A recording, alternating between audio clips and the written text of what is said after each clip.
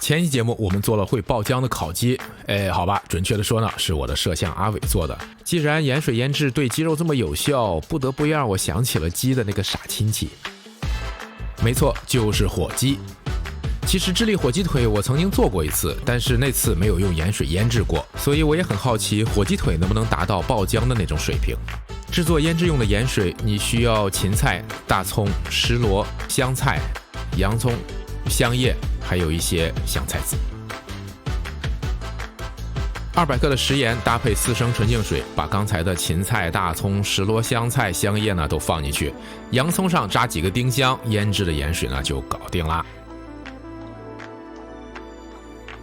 火鸡腿一定要完全浸泡在盐水里，下边铺上网格，上边盖上重物，不然等 pH 值一旦改变，鸡腿一定会飘起来的。盖上盖子，进冰箱冷藏腌制至少12个小时。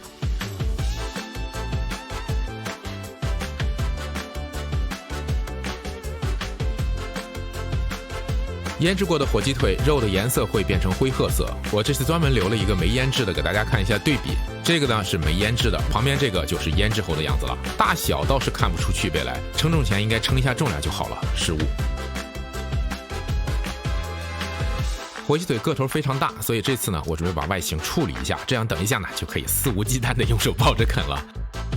不得不说啊，火鸡的这个筋腱是真的结实到离谱啊，刀都切不断呢。我居然还想过用镊子拔出来，还是 too young too simple。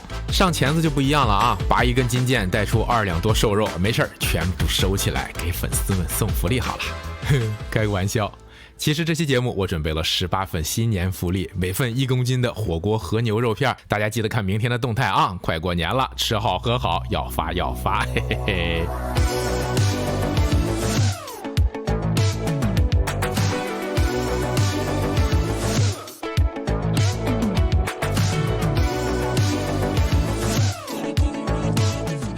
3个腌制过的火鸡腿，我们就只加一些黑胡椒调味。那没腌制过的火鸡腿呢，我们除了要加黑胡椒以外，还需要加一些海盐，给它增加一个底味。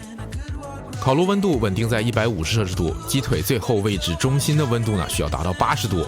不过在这个鸡腿达到70度前，我们还要先做个酱汁：番茄沙司、红酒、茄汁、蜂蜜、黑胡椒、海盐、红甜椒粉。小火慢慢加热，大概呢收到这个程度就可以了啊。达到70度呢，大概需要2个小时，外皮收缩，鸡肉已经变成了淡淡的红色。那火鸡腿裹上刚才做好的酱汁，接着烤。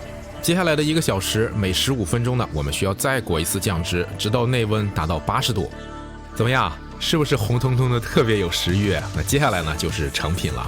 记得给我点赞3连啊，多多互动评论。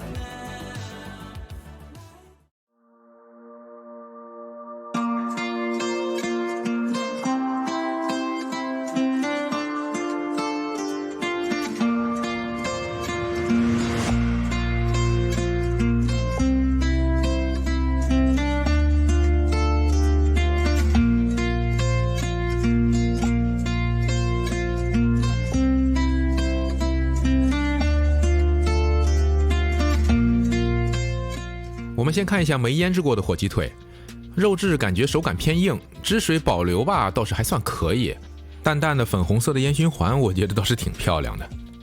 而腌制过的下刀的时候就能感觉明显更软嫩了，但是汁水跟没腌制过的其实相差不大，达不到爆浆烤鸡的那个水平，尤其是内层偏干，我觉得可能是因为我腌制的时间不够。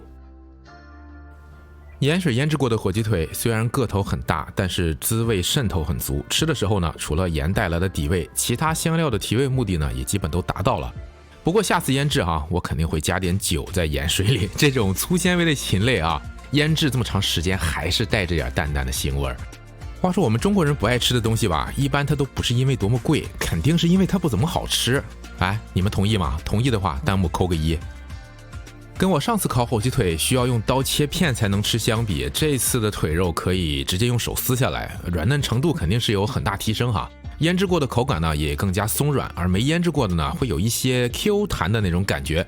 总体吧，我觉得盐水腌制对处理火鸡肉来说还是很有必要的其实这次我专门做成了带骨棒槌的外形啊，我觉得吃的时候还可以再豪放一点，视频里的我吧还是太矜持了，唉。好吧，小伙伴们，记得关注明天的新年福利动态，好吧，我们下期再见。Lucky, lucky, lucky me.